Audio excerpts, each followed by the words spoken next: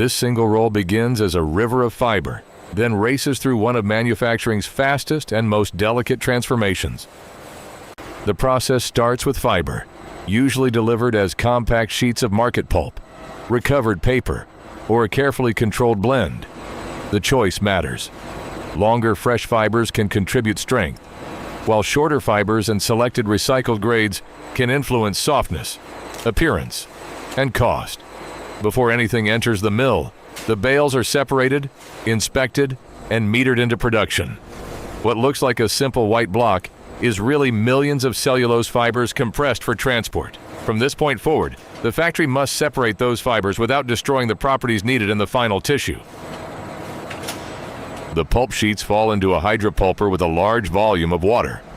A submerged rotor creates controlled turbulence, breaking the sheets apart until the individual fibers form a uniform suspension. This is not yet paper.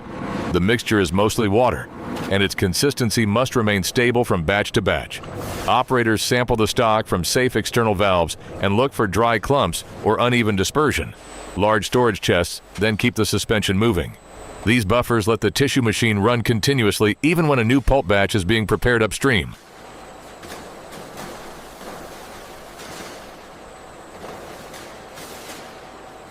Any contaminant that survives this stage can damage a blade, mark the sheet, or force the entire machine to stop. Pressure screens remove oversized material, while tapered hydrocyclones use swirling flow to separate particles with a different density from the fibers. Recycled furnish may require additional cleaning and dinking, depending on the incoming grade. The important point is separation. Useful fiber continues toward the machine, while grit, plastic, staples, and fiber bundles follow controlled reject streams. Technicians compare samples under bright light because tiny specks become obvious once the tissue is formed into a thin white sheet. Clean fibers now pass through refiners. Their patterned discs do not grind the pulp into dust. They brush and develop the fiber surfaces so the fibers can bond more effectively when water is removed. Too little refining can produce a weak web. Too much can reduce bulk and softness.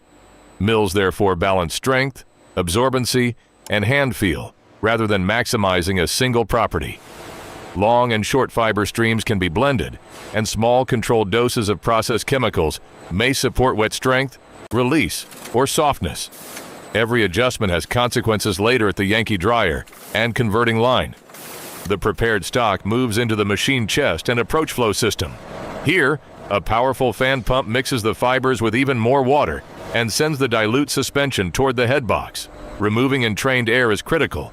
Bubbles can disturb formation and leave weak spots or holes in a web that weighs only a few grams per square meter. A final machine screen protects the head box from any remaining debris. Flow, pressure, and consistency must stay remarkably even across the full machine width, because a small variation here becomes a visible stripe in every parent reel produced downstream.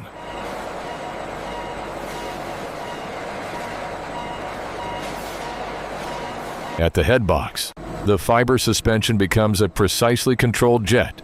It lands between a moving forming fabric and felt, and a continuous tissue web appears almost instantly. The fibers spread into a random network, while water drains through the fabric into recovery trays. Vacuum elements accelerate that drainage without crushing the fragile structure. At this stage, the web is still overwhelmingly water and has very little strength. Even so, it may already be moving at highway speed. Stable formation depends on matching the stock jet to the fabric and distributing fibers uniformly from one edge to the other.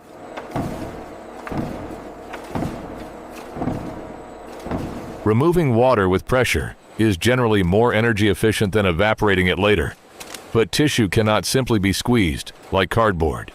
The wet web travels on a felt into a pressure zone against the Yankee dryer. Modern shoe presses spread the load across a wider nip, extracting water while protecting bulk. The felt absorbs expressed water and carries it away to be conditioned and reused. Moisture checks confirm that the sheet is dry enough for efficient thermal drying, yet still able to adhere correctly to the Yankee surface. A poor moisture profile here can create wrinkles, breaks, or uneven softness. The giant rotating cylinder is the heart of a conventional tissue machine. Steam heats the Yankee from inside, while a fitted hood directs high-velocity hot air across the outside of the sheet. Together, they drive the web from a partially dewatered state to a dry tissue sheet in only a fraction of a rotation. Drying consumes a major share of the mill's energy, so temperature, steam pressure, exhaust humidity, and heat recovery are closely controlled. Technicians also monitor the surface for a uniform moisture profile. A difference across the width can affect winding, converting, and the feel of the final roll.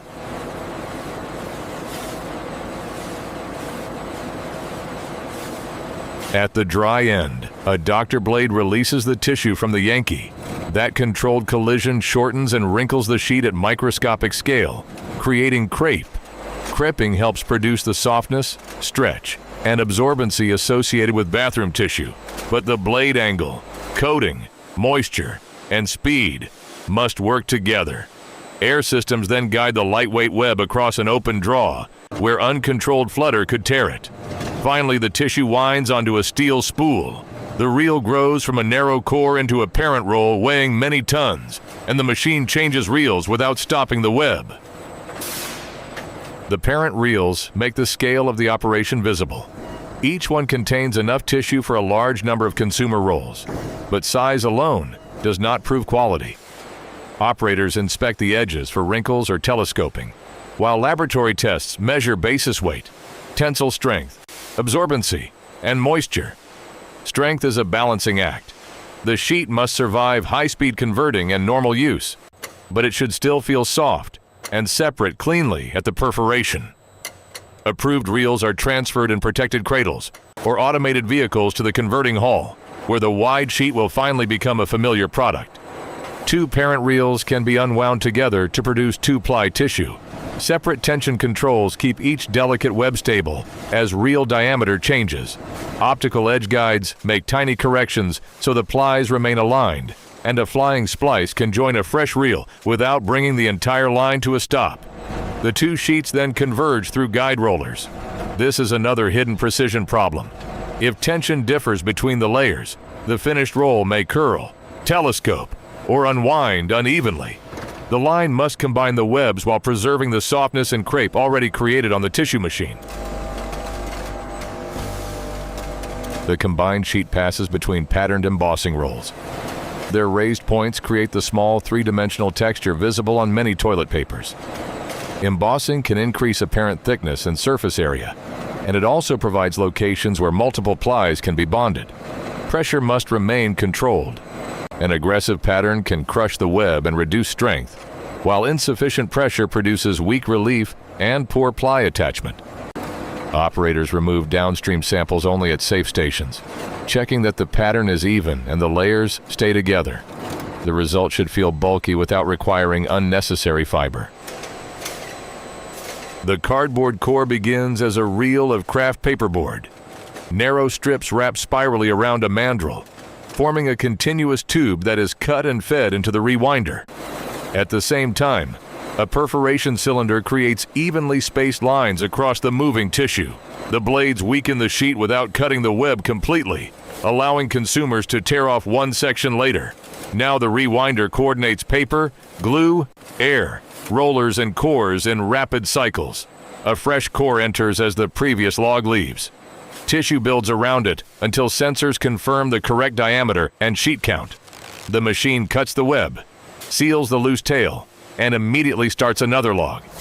Although the process appears continuous from outside, each completed cylinder is a carefully measured batch. Small tension or counting errors here would multiply across every roll cut from that log.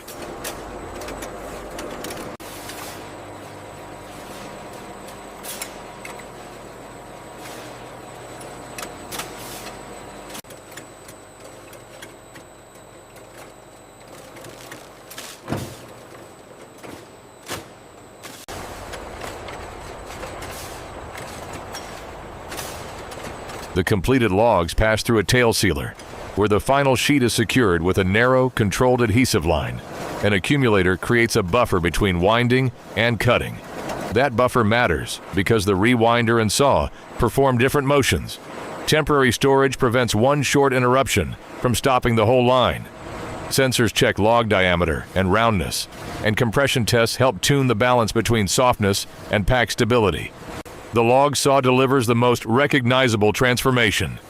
A guarded rotating blade slices each full-width log into individual rolls. Blade sharpness, feed speed, and support must remain synchronized. A dull or unstable cut can crush the core, tear the face, or create excessive dust.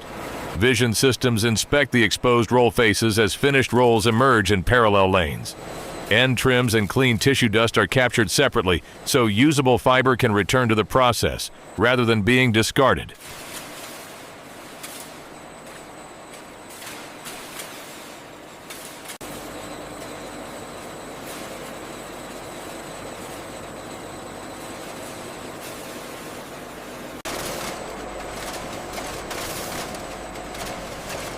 Individual rolls are counted and arranged into the required pack pattern. Clear film wraps the group, folds underneath, and seals into a compact multi-pack. A check weigher confirms that the expected number of rolls is present. A deliberately underfilled test pack demonstrates how automatic rejection protects the finished case count. Robotic palletizers then build stable interlocking layers, and stretch film secures each load for transport. Production also loops backward. Clean offcuts and rejected tissue dissolve in a broke pulper, so their fibers can be reused in controlled amounts. Process water from forming and pressing is recovered, clarified and circulated through the mill where quality permits. Finally, wrapped pallets move into the warehouse and on to dispatch. The ordinary roll seen at the beginning has passed through fiber science, fluid control, high-speed drying, precision converting, inspection, and recycling systems. Its simplicity is the final achievement of an extremely coordinated factory.